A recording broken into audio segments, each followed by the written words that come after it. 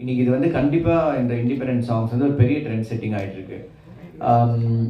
அதுவும் for the past 2-3 years இந்த Covid அந்த 20க்கு அப்புறமா 21 வரும்போது தான் என்ஜாய் என்ஜாமி, குட்டி பட்டாசு, அஸ்குமாரோ இந்த மாதிரி பாடல்கள்லாம் வரிசையாக ஹிட் ஆக ஆரம்பிச்சுது.